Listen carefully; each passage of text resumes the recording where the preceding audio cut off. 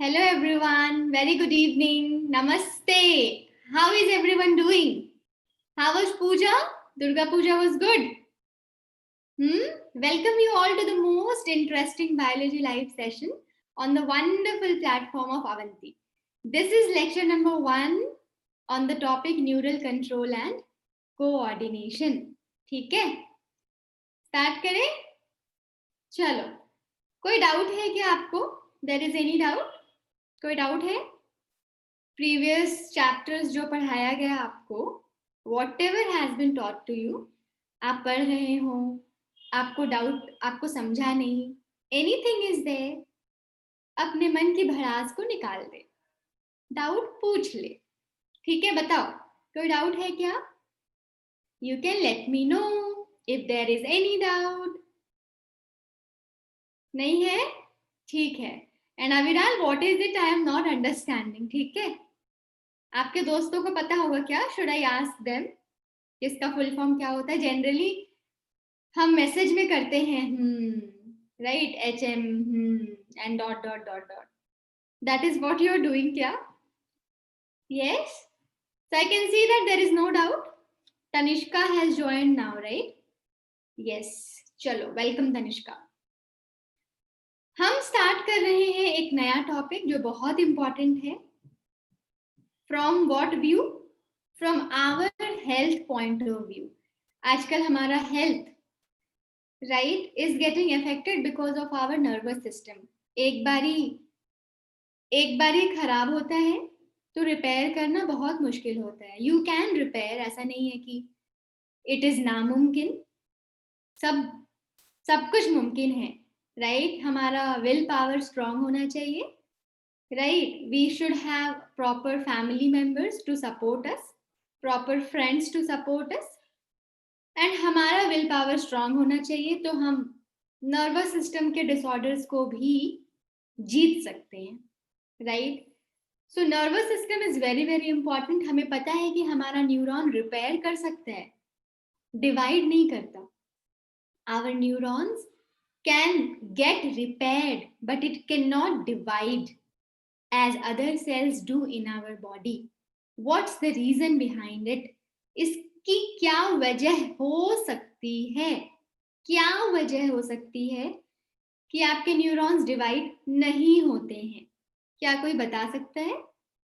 Chiranjeev, Aviral, Priyanka, you can unmute yourself and speak, है ना? I am doing that. I am making the changes. किसी को पता है हमारे न्यूरॉन्स क्यों नहीं डिवाइड करते? You can answer in the chat और यू कैन स्पीक ऑल्सो, कुछ भी चलेगा. बोलो,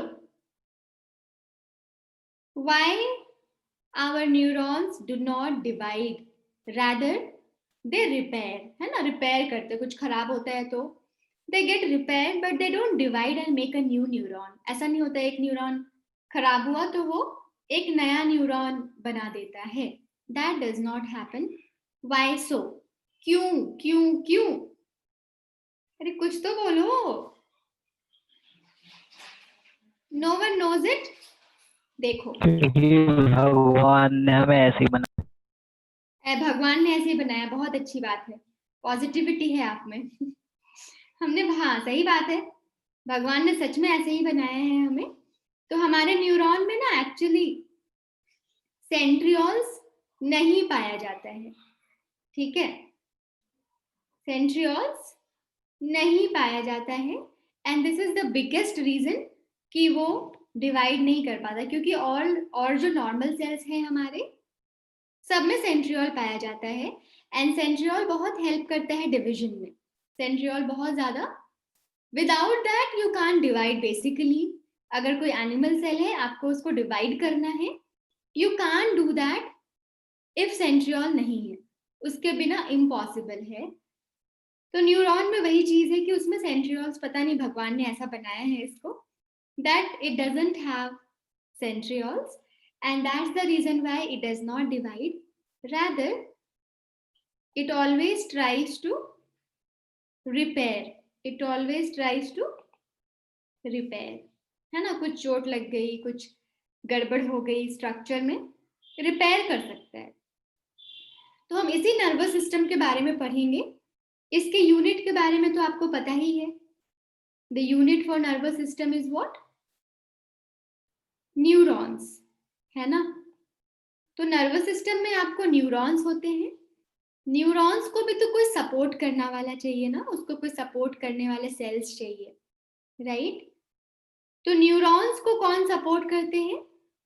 the support, the protection given to the neuron, क्योंकि न्यूरॉन आपको पता है ना, एक बार खराब हुआ तो डिवाइड करके नया बनाना इज वेरी वेरी मुश्किल। तो उसको प्रोटेक्ट करने के लिए, सपोर्ट करने के लिए कौन होते हैं? देयर आर सम सेल्स जिसको हम न्यूरोग्लायल सेल्स बोलते हैं। Neuroglial cells. तो नर्वस सिस्टम में हमारे न्यूरॉन्स होते हैं एंड न्यूरोग्लायल सेल्स होते हैं। न्यूरॉन्स का तो काम है कि इंपल्सेस को सेंड करना, रिसीव करना, सेंड करना, रिसीव करना, सेंड करना। न्यूरोग्लायल सेल्स का फंक्शन है न्यूरॉन्स को सपोर्ट करना, प्रोटेक्ट करना, ठीक है। न्यूरोग्लायल सेल्स, फॉर एग्जाम्पल आपके, for example, any example you have in your mind, जैसे कि ओलिगोडेंड्रोसाइट्स हो गया, एस्ट्रोसाइट्स हो गया, ये सब एग्जाम्पल है आपके न्यूरोग्लायल सेल्स के, ठीक है। ओलिगोडेंड्रोसाइट्स, फिर क्या नाम बोला था मैंने? Astrocytes. These are some of the example of neuroglial cells which support and protect your neuron, ठीक है। तो neuron is the unit of nervous system. Neuron के हेल्प से सारी फंक्शंस होती है। आपने खाना खाया, उसके बाद आपकी बॉडी में नर्वस सिस्टम काम करता है एंड नर्वस सिस्टम बोलता है आपके स्मूथ ऑर्गन्स को, स्टमक को, कि आपको अब HCl रिलीज करना चाहिए, आपको अब पेप्सिन रिलीज करना चाहिए क्योंकि आपके पेट में खाना है। तो एक तो नर्वस सिस्टम उसको कंट्रोल करता है। अलॉन्ग विथ नर्वस सिस्टम एक और सिस्टम होती है हमारी बॉडी में जो हमारे फंक्शंस को कोऑर्डिनेट करता है। जैसे कि हमारे घर में मम्मी के साथ साथ पापा भी होते हैं, तभी एक घर अच्छे से चलता है, right? Exceptions are always there, exceptions are always there, but अगर आप ऐसे देखोगे तो एक घर अच्छे से चलता है जब घर में सब लोग होते हैं, ग्रैंड पेरेंट्स होते हैं, मॉम डैड होते हैं एंड उनके बच्चे, तभी सबसे ओवरऑल ग्रोथ होता है, ओवरऑल डेवलपमेंट होती है और घर अच्छे से चलता है। जब भी कुछ मिसिंग होता है तो मुश्किल तो आती ही है, चैलेंजेस तो होते ही हैं, दैट इज लाइफ, राइट? तो हमारे बॉडी को कंट्रोल करने के लिए दो सिस्टम्स होती हैं, एक होती है नर्वस सिस्टम एंड दूसरा एंडोक्राइन सिस्टम, जिसमें हार्मोन्स होता है, राइट? हार्मोन्स के साथ साथ आपके न्यूरॉन्स, ये दोनों मिलकर हमारे बॉडी के फंक्शन को कंट्रोल करते तो है, उसके साथ साथ कोऑर्डिनेट भी करते हैं, है ना। मान लो आपको ऑक्सीजन बॉडी के टिश्यूज को प्रोवाइड करनी है, राइट? तो वो कैसे होगा?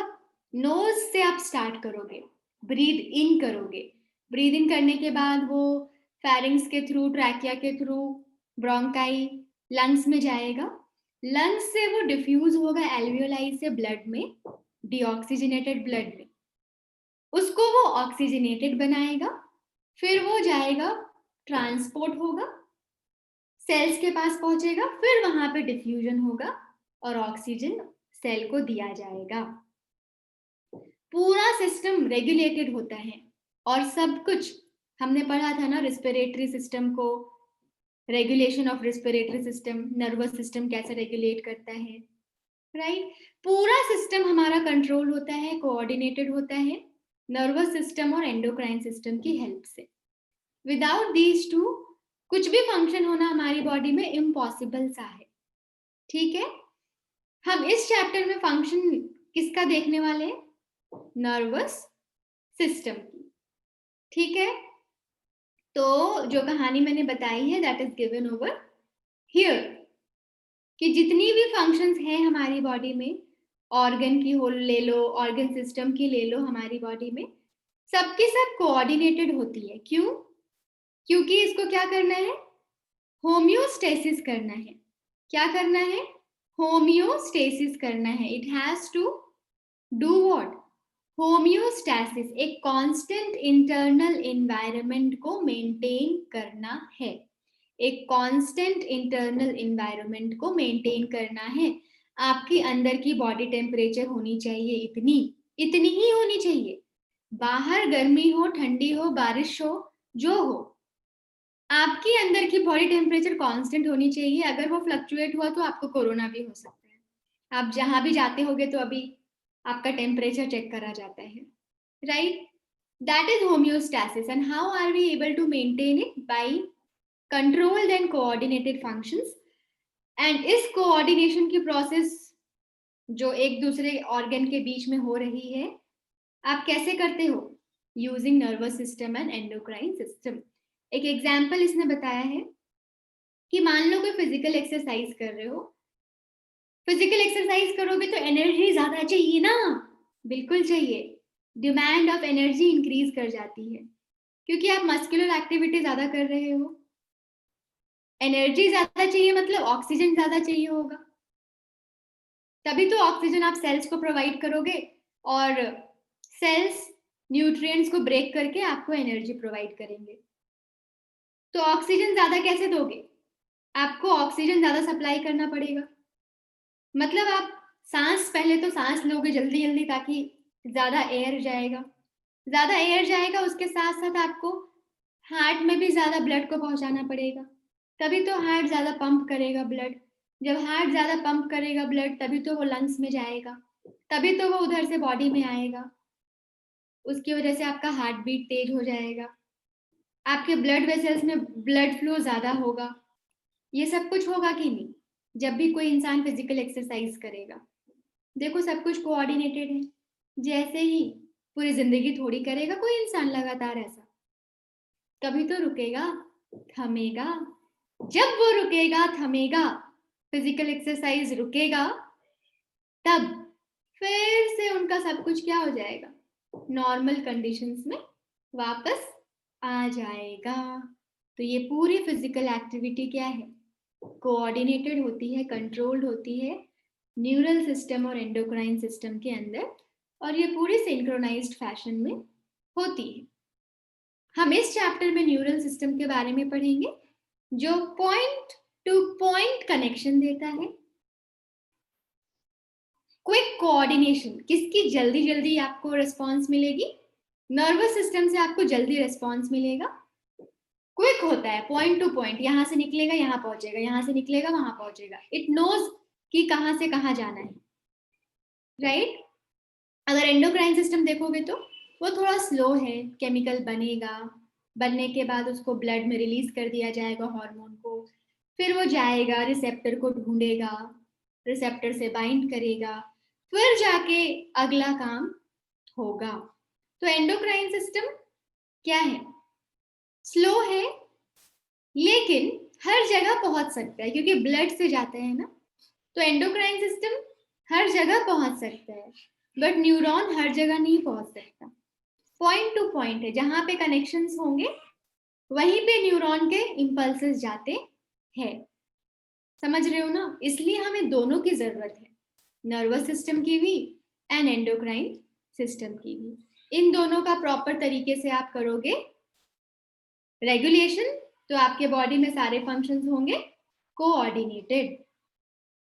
ठीक है, तो आई होप जितने लोगों ने ज्वाइन किया आपको समझ आ गया होगा कि क्या क्या पढ़ा है, राइट?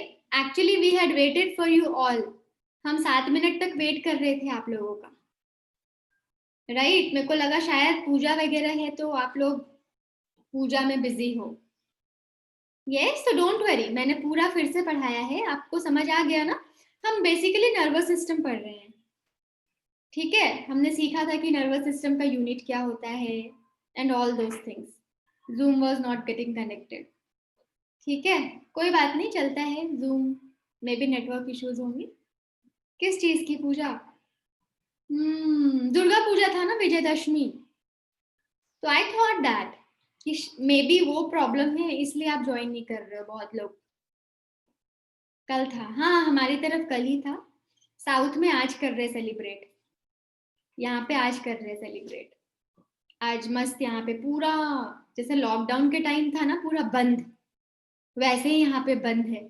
हमारे तरफ क्या होता है, जब पूजा होती है तो सब कुछ खुला होता है ना, every shop will be open, एकदम ताम झाम, लाइट्स लगे होंगे। यहाँ उल्टा है, सब कुछ एकदम सन्नाटा, पूरा बंद था यहाँ का मार्केट आज। So that is that. And Tamil Nadu जाओगे तो तमिलनाडु में सरस्वती पूजा सेलिब्रेट कर रहे हैं। यहाँ पे सरस्वती पूजा सेलिब्रेट करते हैं तमिलनाडु में। तो अपना अपना स्टेट का अलग अलग है। तमिलनाडु का थोड़ा ज्यादा ही डिफरेंट है। यहाँ पे कर्नाटक में लोग एक्चुअली गाड़ियों की पूजा कर रहे हैं, मतलब दुकान, जितने भी लोहे का सामान, व्हीकल्स वगैरह जो है ना, ये सब की पूजा बहुत ज्यादा कर रहे हैं। हमारे यहाँ विश्वकर्मा पूजा को करते हैं, राइट, 16 सितंबर को। तो बहुत सारी चीजें अलग अलग है, बट चलता है। चलो, सो नर्वस सिस्टम आपका पेरिफेरल नर्वस सिस्टम है एंड सेंट्रल नर्वस सिस्टम है। बचपन से पढ़ते आए होगे, पढ़ते आए हो ना ह्यूमन नर्वस सिस्टम। हम पढ़ क्या रहे हैं एक्चुअली? Human nervous system. ठीक है, हम एक्चुअली पढ़ने की कोशिश कर रहे हैं ह्यूमन नर्वस सिस्टम को। तो हमारा central nervous system, peripheral nervous system. Central nervous system brain and spinal cord है उसमें। Peripheral nervous system autonomic nervous system, somatic nervous system. इसी में एक और ऐड कर लो, एक और ऐड कर लो according to NCERT, visceral nervous system. एक और ऐड कर लो, visceral nervous system. So I was saying that according to NCERT आप यहाँ पे ये भी ऐड करो ताकि आपको कंफ्यूजन नहीं हो। विसरल नर्वस सिस्टम है ना। पेरिफेरल नर्वस सिस्टम में हम क्या क्या सीखेंगे? Autonomic nervous system, somatic nervous system and visceral nervous system. Central nervous system तो बहुत इजी सा है, ब्रेन एंड स्पाइनल कॉर्ड, बाकी बाद में सीखेंगे, ठीक है। ब्रेन के कुछ पार्ट्स होते हैं, 3 पार्ट होते हैं, fore brain, mid brain, hind brain. Fore brain में क्या क्या दिख रहा है आपको? टेलेंसेफेलॉन, डायनसेफेलॉन। मिड ब्रेन में क्या दिख रहा है आपको? मेसेंसेफेलॉन। हाइंड ब्रेन में क्या दिख रहा है? मेटेंसेफेलॉन एंड माइलेंसेफेलॉन। हो सकता है ये आपको बिल्कुल समझ में नहीं आए, लेकिन उसके नीचे देखो, समझ आ जाएगा। हाइंड ब्रेन कहाँ गया? Hind brain you get what? These two in hind brain, medulla, pons and cerebellum. ये तो सीखा है ना 10th में। हाइंड ब्रेन में क्या क्या आता है? मेड्यूला, पॉन्स, सेरिबेलम, ये सीखा है ना। फिर देखो, अभी भी आपको यही सीखना है, अभी भी आपको यही सीखना है। एनसीईआरटी में कभी भी ये सब चीजों का नाम नहीं लिया है। डायनसेफेलॉन का नाम लिया है, बाकी किसी भी चीज का नाम नहीं लिया गया है, except diencephalon. They have taken diencephalon का नाम, ठीक है। फिर आ जाओ फोर ब्रेन में, ये सब नाम सुना है कि नहीं? थैलेमस, हाइपोथैलेमस, ये तो नाम पक्का पक्का सुना है ना। फिर सेरिब्रम नाम सुना होगा ना, सेरिब्रल कॉर्टेक्स। हो सकता है बाकी नाम नहीं सुना हो, बेसल गैंग्लिया, हिप्पोकैम्पस, अमाइगडाला, बट हमें ये सीखना है। ये चीज ये फोर ब्रेन में है, सुनो मेरी बात ध्यान से। ये याद रहे ना रहे कोई प्रॉब्लम नहीं है, ये याद रहना बहुत जरूरी है कि फोर ब्रेन में क्या आता है आपका? Cerebral cortex, basal ganglia, hippocampus, amygdala, thalamus and hypothalamus, ठीक है। मिड ब्रेन में सिर्फ मिड ब्रेन में याद रखोगे तो चलेगा। मिड ब्रेन में सिर्फ मिड ब्रेन याद रखो, I will tell you what exactly to remember when I will teach you. अभी सिर्फ मिड ब्रेन याद रखना. हाइंड ब्रेन के पार्ट्स में क्या याद रखोगे? Pons, cerebellum and medulla oblongata. Forebrain में क्या याद रखोगे? Cerebral cortex, basal ganglia, hippocampus, amygdala, thalamus and hypothalamus. 6 parts हैं. मिड ब्रेन में बस मिड ब्रेन याद रखो, बाकी सब भूल जाओ. हाइंड ब्रेन में पॉन्स, मेड्यूला एंड सेरिबेलम. ठीक है, ये सब भूल जाओ, ये सब भूल जाओ. ये एक्चुअली गलत है. यहाँ सेरिबेलम तो होगा नहीं मिड ब्रेन में, राइट? ये गलत है. यहाँ कॉर्पोरा क्वाड्रिजेमिना होगा, ऑप्टिक लोब्स होगा, वो हम बाद में सीखेंगे, अभी के लिए छोड़ दो. ठीक है, तो क्या सबको याद हो गया यहाँ तक? Everyone remembers it? Yes.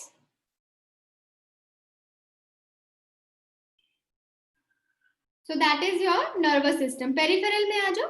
Peripheral nervous system में आपका ऑटोनॉमिक नर्वस सिस्टम है, सोमैटिक नर्वस सिस्टम है एंड विसरल नर्वस सिस्टम है.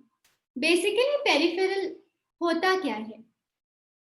आपका जो ब्रेन और स्पाइनल कॉर्ड है ना, उससे जो भी नर्व निकलते हैं, उसको हम पेरिफेरल नर्वस सिस्टम में रखते हैं. The nerves which emerge out from the brain and spinal cord. वैसे नर्व जो ब्रेन और स्पाइनल कॉर्ड से निकलते हैं. मान लो ये ब्रेन है, ठीक है, नॉर्मल पेंसिल यूज करती हूँ. मान लो ये ब्रेन है एंड ये आपका स्पाइनल कॉर्ड है. ये आपका सेंट्रल नर्वस सिस्टम है, ब्रेन एंड स्पाइनल कॉर्ड.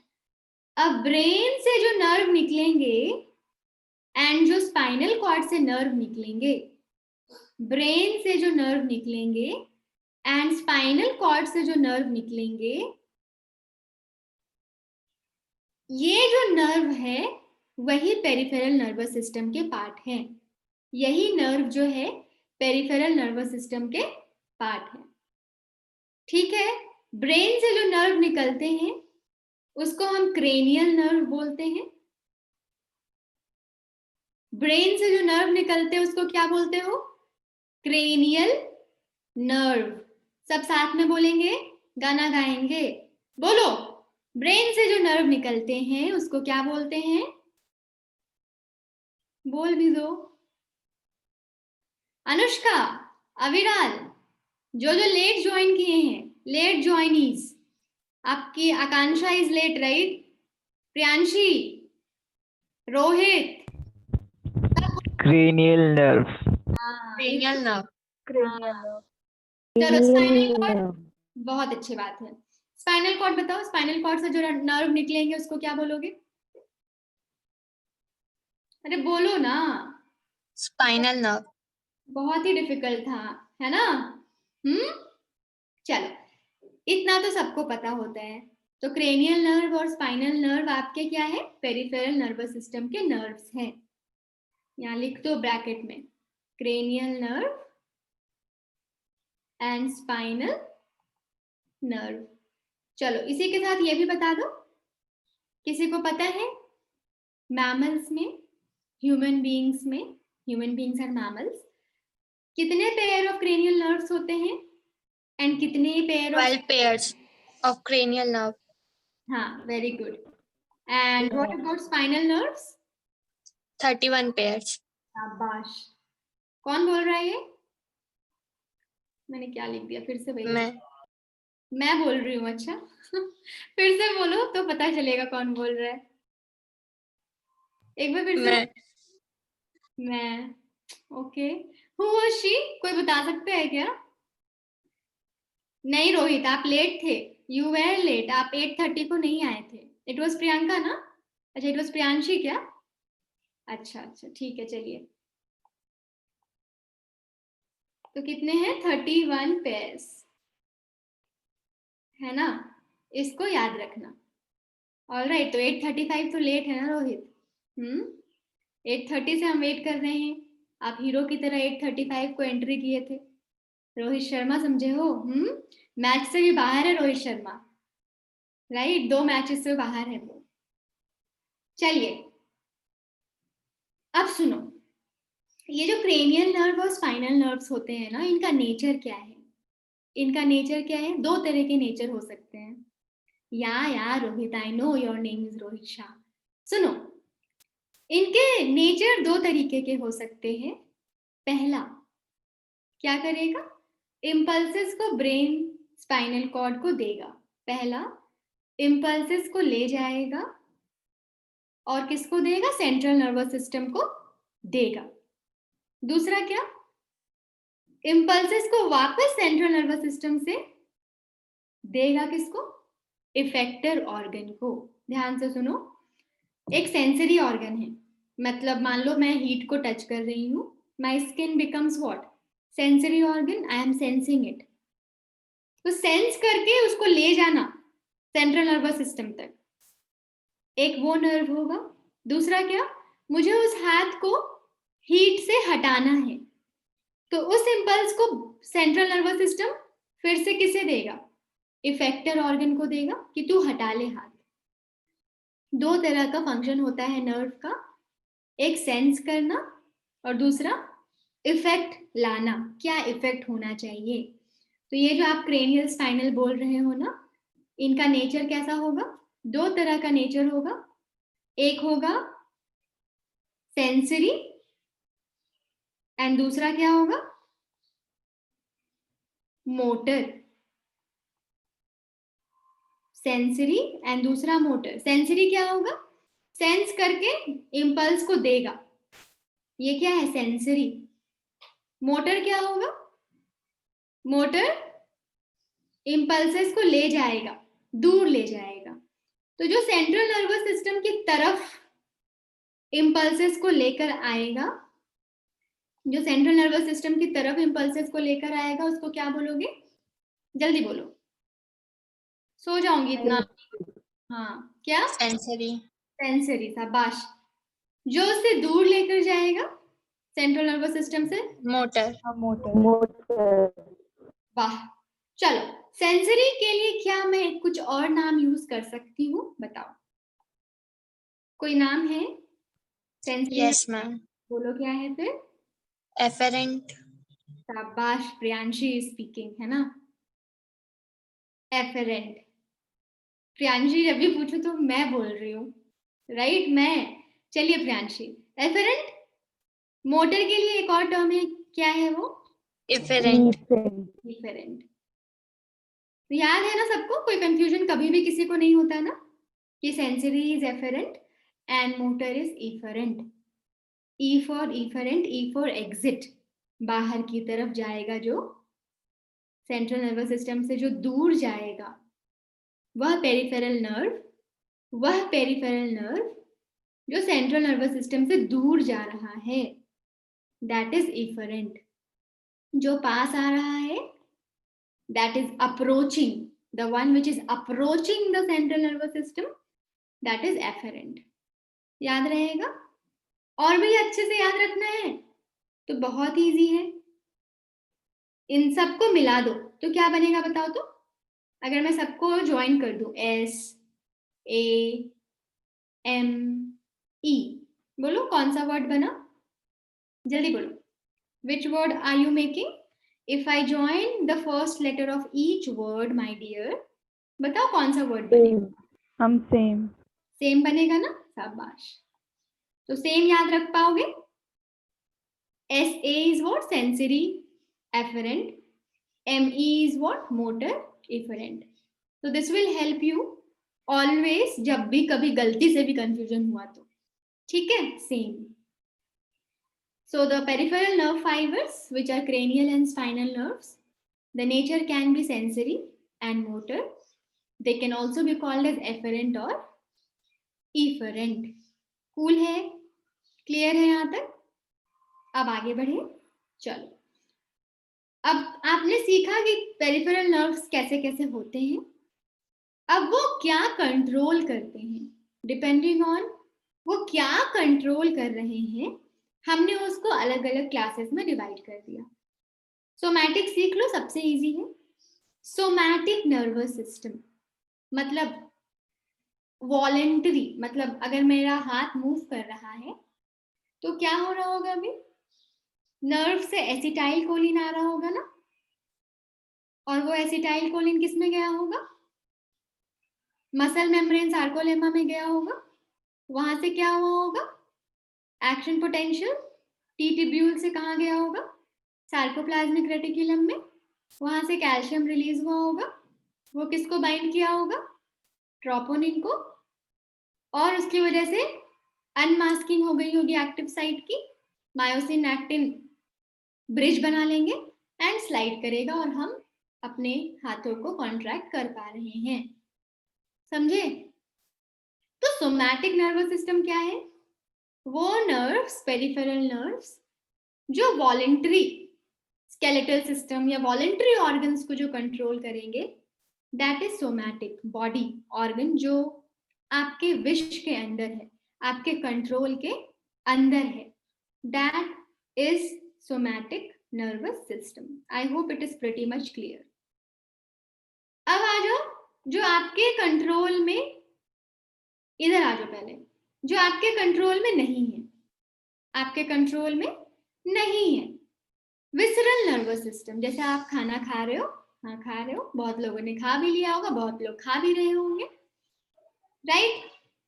तो आप जैसे ही खाना खाते हो, आपका gastro intestinal tract, alimentary canal काम करना शुरू कर देता है। आप कुछ नहीं करते, खुद से पेरिस्टाल्टिक मूवमेंट हो रहा है, स्मूथ मसल्स खुद से कॉन्ट्रैक्ट रिलैक्स करते हैं, पेरिस्टालसिस होता है, आप कुछ नहीं करते, it is just happening in your body. आप खुद से नहीं कर रहे हो वो चीज को, right? This is not in your control, है ना? विसरल नर्वस सिस्टम, जिसमें आप विसरल ऑर्गन्स को कंट्रोल कर रहे हो, लेकिन वो इनवॉलेंट्री है, आप नहीं कर रहे, that is happening automatically, visceral. समझ आ रहा है ना? अब आ जाओ ऑटोनॉमिक नर्वस सिस्टम में। ऑटोनॉमिक नर्वस सिस्टम, तो ऑटोनॉमिक नर्वस सिस्टम क्या है, थोड़ा सा डिफरेंस है विसरल और ऑटोनॉमिक नर्वस सिस्टम में, स्लाइट डिफरेंस होता है, थोड़ा सा डिफरेंस है visceral and autonomic nervous system में। जब आपको डर लगे, दौड़ने का मन करे, भागने का मन करे, गुस्सा होने का मन करे, तब ज्यादा कौन सा काम करता है, विसरल या ऑटोनॉमिक? किसी को पता है? पढ़ा होगा 10th में भी ये सब चीजें, 9th में भी पढ़ा होगा। कौन सी सिस्टम काम करती है, ऑटोनॉमिक काम करती है ना? तो जब फियर, फाइट एंड, हाँ हाँ हाँ, यस यस, गॉट इट। तो जब fear, fight and flight, F3 condition, कभी कभी इसको F4 कंडीशन भी बोलते हैं, जब मैंने पढ़ा था तो F3 पढ़ाया था मेरे सर ने, ठीक है? फियर, फाइट एंड फ्लाइट, डर लगा हो, झगड़ा कर रहे हो या भाग रहे हो किसी चीज से, तो F3 सिचुएशन में हमारा ऑटोनॉमिक नर्वस सिस्टम एकदम ताबड़तोड़ काम करता है। तो समझ आ रहा है विसरल और ऑटोनॉमिक में क्या डिफरेंस है? हमेशा ऑटोनॉमिक बहुत एक्टिव नहीं रहता, हमेशा विसरल एक्टिव रहता है। खाना तो खाओगे ही ना, किडनी को तो काम करना ही है ना। नॉर्मल सिचुएशन में इनवॉलेंट्री चीजों को कंट्रोल करना वो विसरल के अंडर है। जो चीजें एबनॉर्मल है, नॉर्मल सिचुएशन नहीं है, तब वो ऑटोनॉमिक नर्वस सिस्टम में, तो जल्दी फंक्शन करने का। इसमें दो चीजें होती है, दो पार्ट्स है इसके, sympathetic and para sympathetic nervous system. Sympathetic nervous system समझने के लिए समझो, मान लो एक शेर है, शेर छोड़ो, अच्छा शेर ही ले लेते हैं, थोड़ा ड्रामेटिक। तो शेर है और आप शेर को देख के भाग रहे हो, तो जब शेर को देख के भाग रहे हो तो क्या होना चाहिए, बताओ क्या होना चाहिए? क्या होना चाहिए? क्या आपको भूख लगना चाहिए? क्या आपको भूख लगेगी? पहले तो ये सोचो, क्या भूख लगेगी? शेर Never. देख रहे हो, भाग रहे हो, उस समय खाने का मन करेगा कि चल नो मैम, नहीं ना, भाग चिकन कहाँ भागोगे? यस।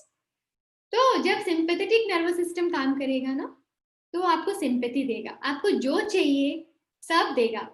आप दौड़ोगे तो ब्लड भी तो जल्दी जल्दी दौड़ना है ना, पूरे बॉडी को ब्लड जाना चाहिए, वरना वरना आप काम कैसे करोगे?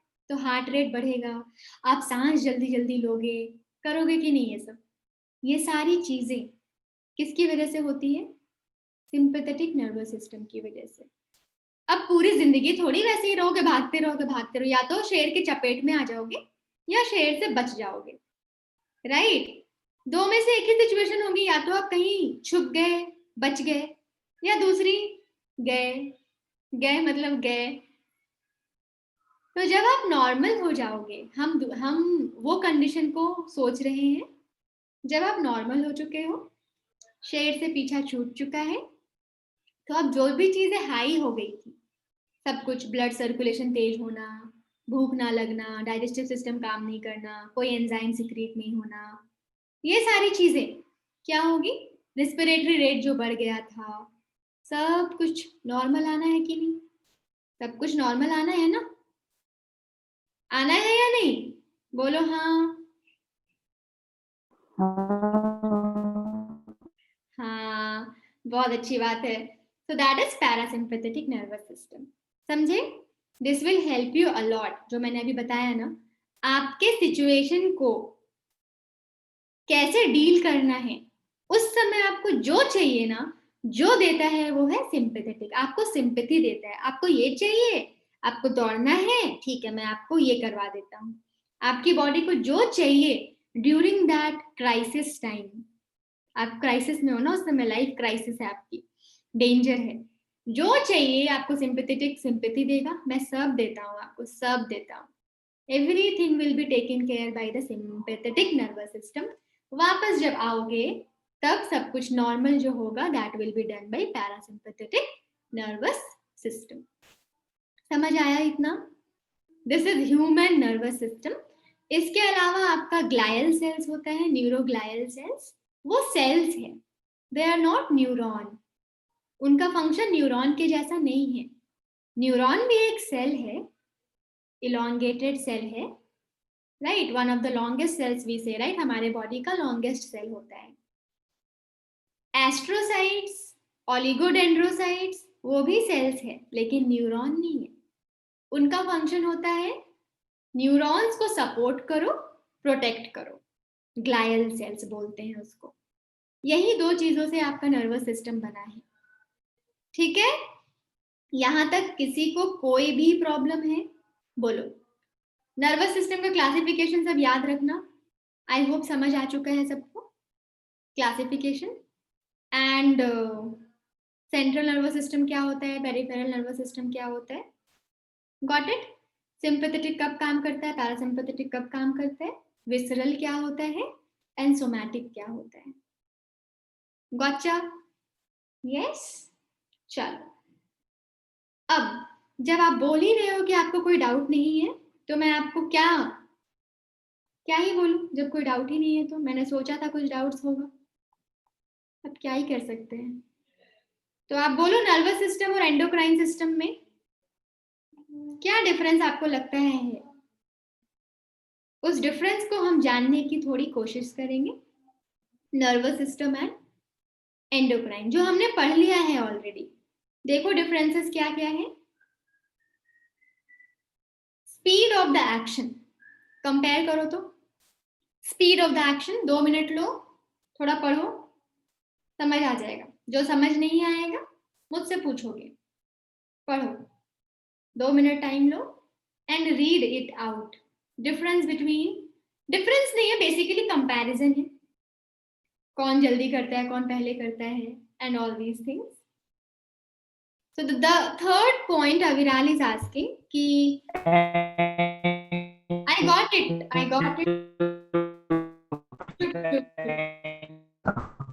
Yes.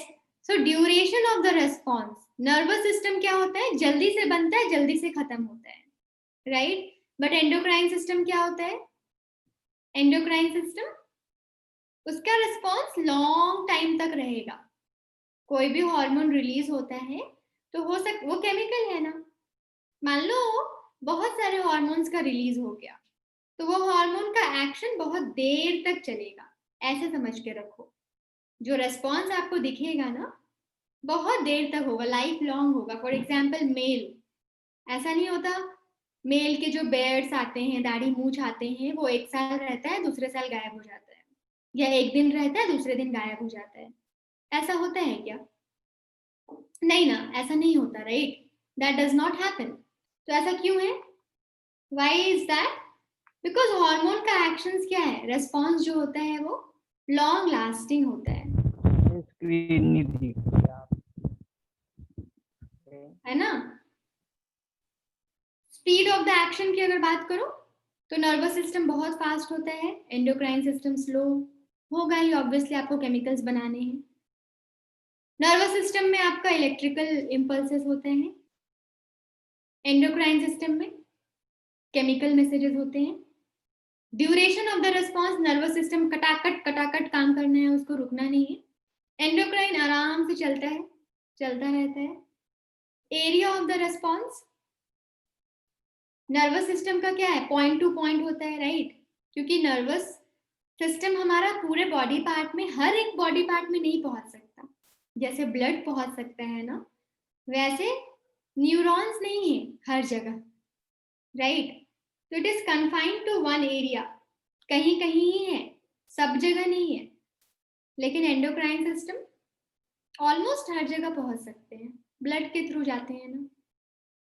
एग्जाम्पल नर्वस सिस्टम में reflexes, I blinking, movement of the limb, सब नर्वस सिस्टम कंट्रोल करता है। एंडोक्राइन सिस्टम ग्रोथ, पूरी जिंदगी ग्रो करता है ना हमारा सेल, डिवाइड करता है ना। Development of reproductive system, gamete बनाना, गैमेट्स तो बनते रहते हैं, राइट? तो the process is very very long or not, the response is very very long or not. So that is the difference between endocrine system and nervous system. NCERT का यहाँ पे point लिख लो, it is point to point, है ना? मतलब हर जगह नहीं पहुंच पाता ये, जहां से गया जहां तक गया, जहां से निकला जहां तक पहुंचा, बस वहीं पे फंक्शन होगा इसका। बट एंडोक्राइन का ऐसा है ही नहीं, उसका तो मंजिल कहीं भी है। एंडोक्राइन है ना वो, विदाउट डक्ट आराम से फ्लो करता है ब्लड में everywhere. So that's the comparison between nervous system and endocrine system. समझ आया सबको? अब ये यहाँ जो हीरो है आपका, what is the hero? Who is the hero? Neuron. Structure मुझे सबको मतलब पता होना चाहिए actually. I hope everyone knows the structure of a neuron.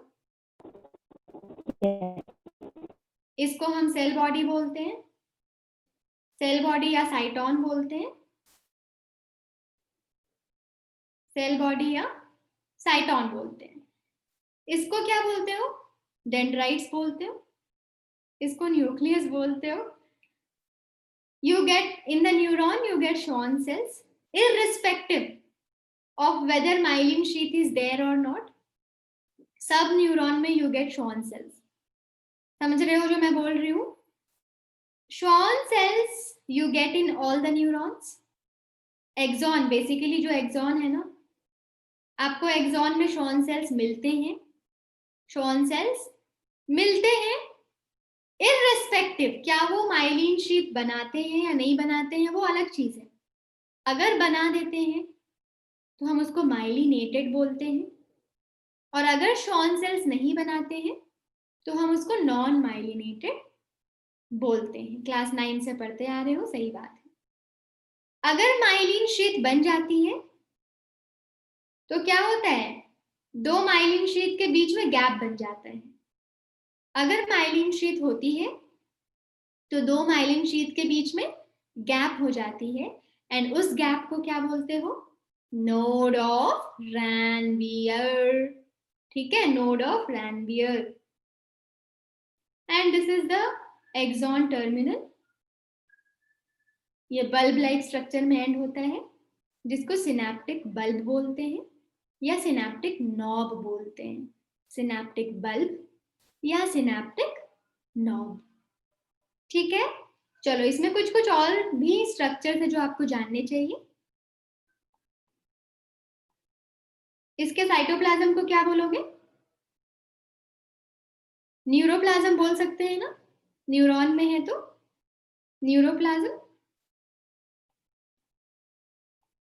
ये वाला पार्ट एक्सॉन है ना, एक्सॉन में जो साइटोप्लाज्म होता है उसको क्या बोल सकते हो? एक्सॉन ये पूरा सेल ही है ना, न्यूरॉन एक सेल है, इसको क्या बोलोगे अगर स्पेसिफिक नाम देना होगा कि एक्सॉन का जो साइटोप्लाज्म है, एक्सॉन के साइटोप्लाज्म को क्या बोल सकते हो? Axoplasm, right. ये तो एक्सॉन टर्मिनल हो गया, यहाँ पे जो एंड होता है वो बल्ब लाइक स्ट्रक्चर को क्या बोलते हो? सिनेप्टिक नॉब या सिनेप्टिक नॉब या सिनेप्टिक बल्ब बोलते हो, राइट। और कुछ छूट रहा है? हाँ, आपको कुछ ग्रैन्यूल लाइक स्ट्रक्चर मिलते हैं, you get some granule like structure, and उस ग्रैन्यूल लाइक स्ट्रक्चर को क्या बोलते हो? जो डेंड्राइट्स में भी मिलता है, डेंड्राइट्स के चारों तरफ, एंड यहाँ पे भी मिलेगा, सेल बॉडी में भी मिलता है। What do you call this? What do you call this? कुछ पता है? हाँ, अनुमान। क्या बोलते हैं इसको? नीजल्स ग्रैन्यूल बोलते हैं। आखिर ये नीजल्स ग्रैन्यूल्स होता क्या है? What is this Needles granule? It is ribosomes plus endoplasmic reticulum. तो ऑब्वियसली इसका फंक्शन क्या होगा? प्रोटीन सिंथेसिस होगा, ठीक है। Ribosomes plus endoplasmic reticulum, got it. एक और स्ट्रक्चर है वो भी सीख लो। सेल बॉडी का ये पार्ट जहां से आपको एक्सॉन स्टार्ट होता हुआ दिखता है, सेल बॉडी का ये पार्ट जहां से आपको एक्सॉन स्टार्ट हुआ दिखता है, इस पार्ट को क्या बोलते हो? जहां से वो पार्ट स्टार्ट हो रही है, क्या बोलते हो इस पार्ट को? Axon hillock. शाबाश Priyanshi, what do you call this? Axon hillock. This area is called as axon hillock. ध्यान से सुनो, कोई अगर पूछे ना कि न्यूरॉन की सबसे सेंसिटिव जगह कौन सी होती है, सबसे ज्यादा most sensitive area in the neuron is what? क्या है? What is it? It is axon hillock. सबसे ज्यादा सेंसिटिव होती है, सबसे ज्यादा सोडियम आयन यहाँ पाया जाता है, maximum sodium ion. That's the reason why ये सबसे ज्यादा सेंसिटिव है। Most sensitive part of the neuron is axon hillock. Axon hillock वो क्या है? कुछ नहीं है, बस ये वाला पार्ट जहां से एक्सॉन स्टार्ट होता है ना, और साइटोन एंड होता है, उसी को हम एक्सॉन हिलॉक बोलते हैं। एंड इसके पास बहुत सोडियम होता है, एंड ये सबसे ज्यादा सेंसिटिव एरिया होता है न्यूरॉन का, ठीक है। Yes Rohit, that's why it needs protection and support, and उसके लिए इसके पास ग्लायल सेल्स होते हैं, न्यूरोग्लायल सेल्स। न्यूरॉन के स्ट्रक्चर में हम मोटा मोटी वह सब कुछ जान चुके हैं जो हमें जानना चाहिए, जो हमें क्लास 11th में जानना है, ठीक है। कुछ छूटा है क्या? I have left anything? तो आप बता सकते हो। ऑल राइट, तो ये है आपका neural system, human neural system, जिसमें आपका होता क्या है? Central neural system and peripheral neural system. आपको पता है सेंट्रल नर्वस सिस्टम में क्या आता है? Brain and spinal cord.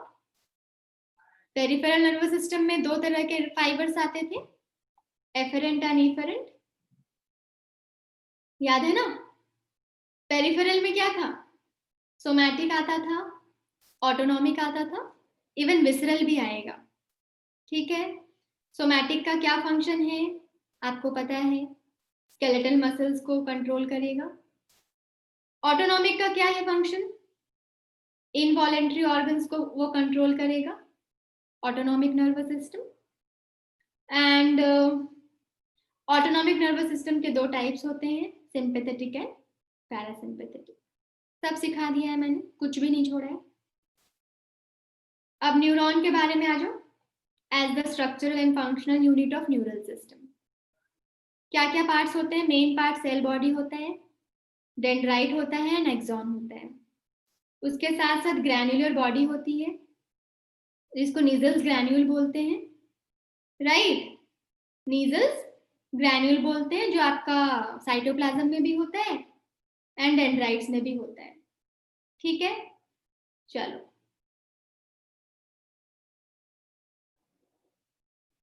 हाँ, एक चीज और बता देती हूँ, उसके बाद हम प्रीवियस वाले स्लाइड में जाएंगे। आपका रिसेप्टर्स कहाँ प्रेजेंट होता है इम्पल्स को रिसीव करने के लिए? रिसेप्टर्स एक्सॉन में होता है या डेंड्राइट्स में होता है, बताओ?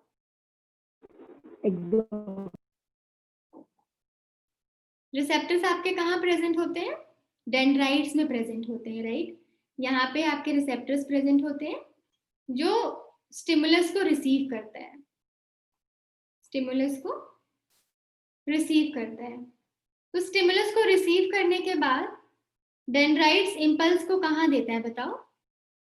टुवर्ड्स द सेल बॉडी या away from the cell body? सोचो तो,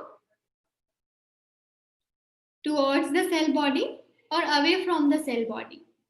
टुवर्ड्स, राइट? तो सेंटर की तरफ जा रहे हैं ना? सेंटर की तरफ जाने को हम क्या बोलते हैं? सेंट्रीपिटल बोलते हैं या सेंट्रीफ्यूगल बोलते हैं? बोलो, क्या बोलते हैं? सेंट्रीपिटल बोलते हैं ना? हाँ हाँ, सेंट्रीपिटल बोलते हैं, right? Towards the cell body, towards the centre. अब सुनो, ये क्या हो गया था जब हम इम्पल्स को रिसीव करके ला रहे थे, while receiving it। अब बताओ, while transmitting it through the axon, while transmitting it through the axon, बताओ, हम I am taking it away, हमारा न्यूरॉन इसको दूर ले जाता है सेल बॉडी से, या पास? अवे। तो अगर अवे ले जाता है तो ड्यूरिंग ट्रांसमिशन सेंट्रीपिटल है या सेंट्रीफ्यूगल है, बताओ? एक्सॉन में जो ट्रांसमिशन हो रहा है that is away, right? That is centrifugal, that is शाबाश, that is centrifugal। क्लियर है ना? फिर आपका यहाँ पर जाएगा synaptic knob, axon terminal, synaptic knob. फिर आपको पता ही होगा, यहाँ सिनेप्टिक नॉब, इसी को हम ना बड़ा करके सीखेंगे। सिनेप्टिक नॉब को बड़ा कर देंगे, और अगर सिखाया था ना मैंने लास्ट क्लास में, अगर यहाँ पे मसल की मेम्ब्रेन होती तो हम इस जंक्शन को क्या बोलते? अगर यहाँ मसल की मेम्ब्रेन होती तो हम इस जंक्शन को क्या बोलते? न्यूरोमस्कुलर जंक्शन बोलते ना। लेकिन अगर यहाँ पे फिर से न्यूरॉन है तो न्यूरॉन का कौन सा पार्ट होना चाहिए? एक्सॉन होना चाहिए या डेंड्राइट होना चाहिए? सोचो तो, अगर हमें रिसीव करना है तो डेंड्राइट्स होगा। शाबाश। तो यहाँ पे आपका दूसरा न्यूरॉन ऐसा रहा अगर, तो आप इसी को क्या बोलोगे? इस चीज को आप बोलोगे साइनैप्स। इसी को आप क्या बोलते हो? साइनैप्स। इस साइनैप्स में आपको तीन चीजें दिखेंगी। इस साइनैप्स में तीन पार्ट है। एक क्या है? पहले न्यूरॉन का एक्सॉन टर्मिनल है। पहला पार्ट आपका क्या है? फर्स्ट प्रीवियस न्यूरॉन का एक्सॉन टर्मिनल पार्ट है। दूसरा क्या है? गैप है एक छोटा सा। और तीसरा क्या है?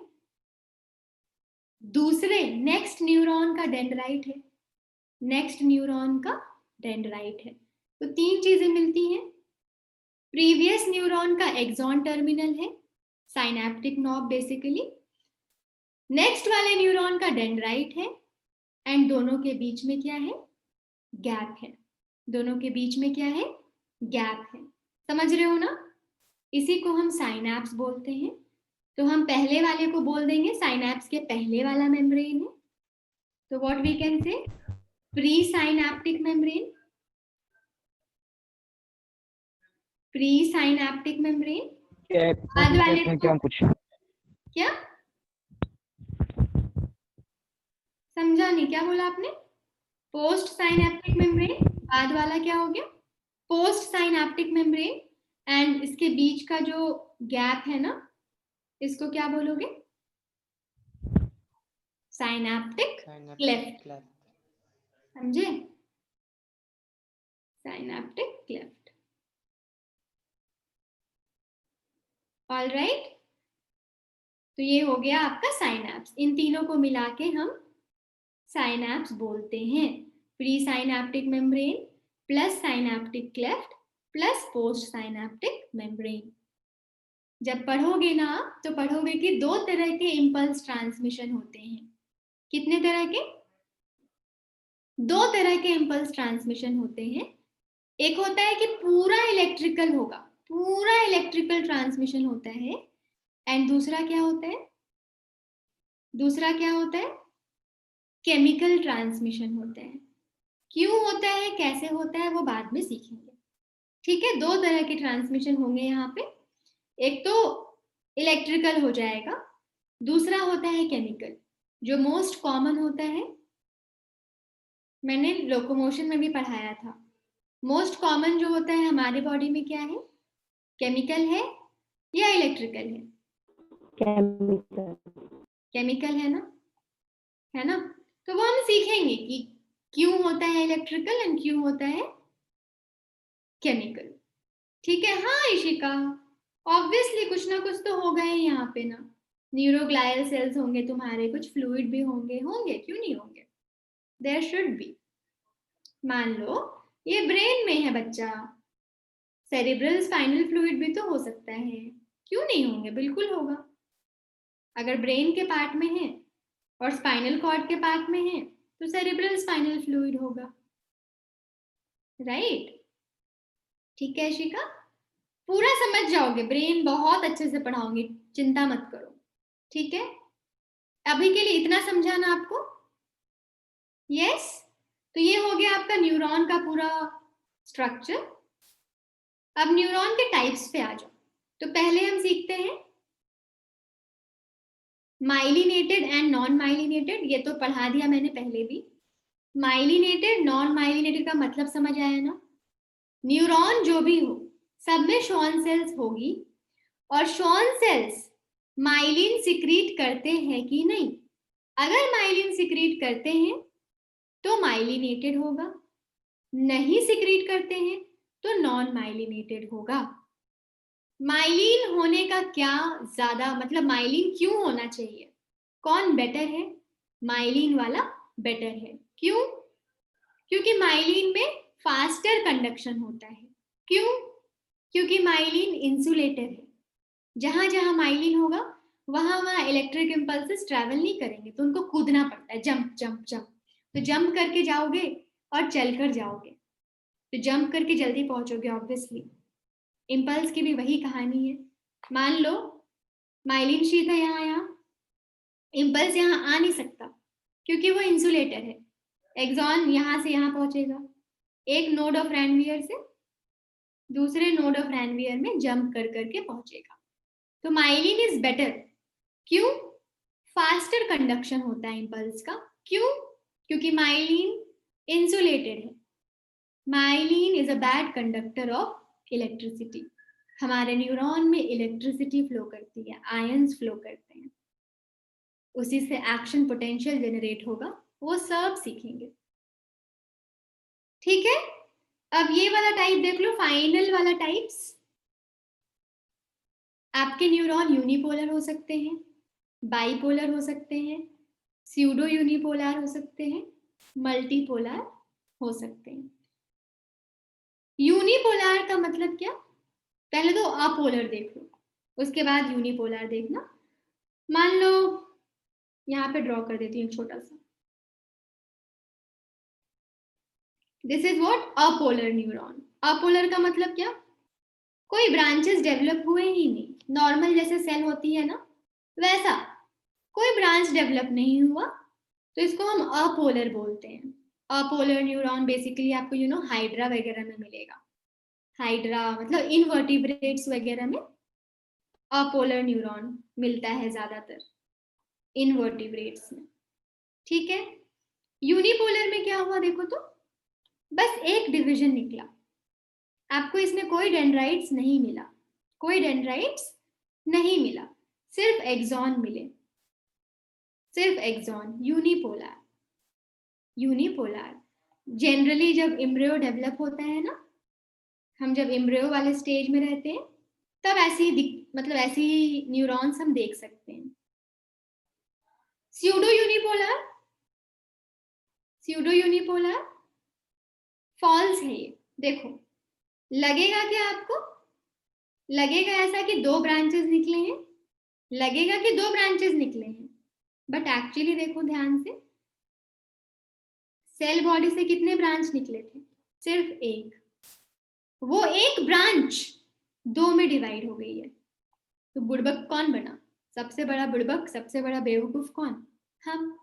हमें लगा क्या कि दो वाला है ये, लेकिन एक्चुअली क्या है, ये एक्चुअली एक वाला है। एक ही प्रोसेस थी इसमें, यूनिपोलर, बट वही क्या है, दो ब्रांचेस में डिवाइड करके, स्यूडो यूनिपोलर। ये हमारे स्पाइनल कॉर्ड में पाया जाता है। This is found in the spinal cord.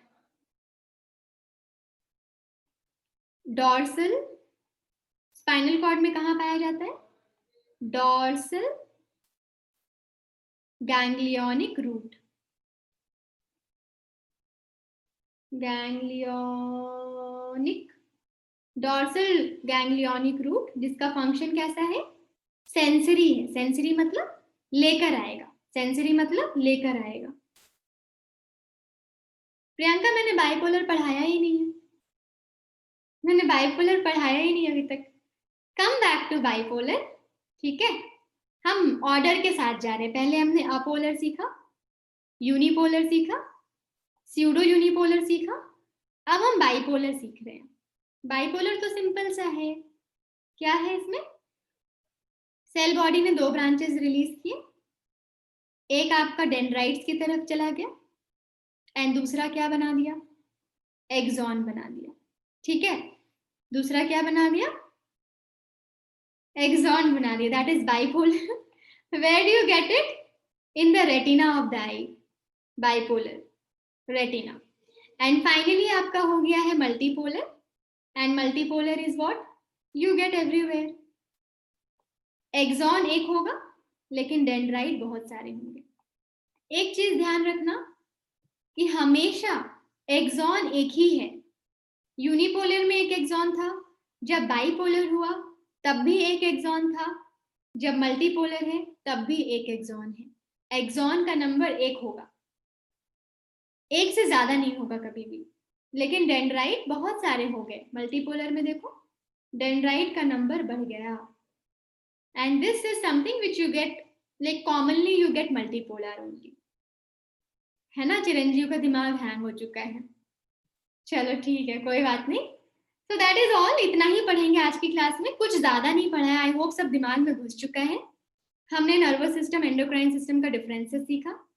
Nervous system का सबसे इंपॉर्टेंट जो चीज है वो न्यूरॉन के बारे में पढ़ा, पूरा नर्वस सिस्टम का क्लासिफिकेशन सीखा, न्यूरॉन के तरह तरह के टाइप सीखे। दैट इज ऑल, आप रिलैक्स कर सकते हो, आराम, ठीक है, दैट्स ऑल। किसी को भी कोई भी डाउट है तो यू कैन एकदम आराम से ask. All right, that's all from my side. अगर किसी को कोई डाउट है तो आप बेझिझक पूछ सकते हो।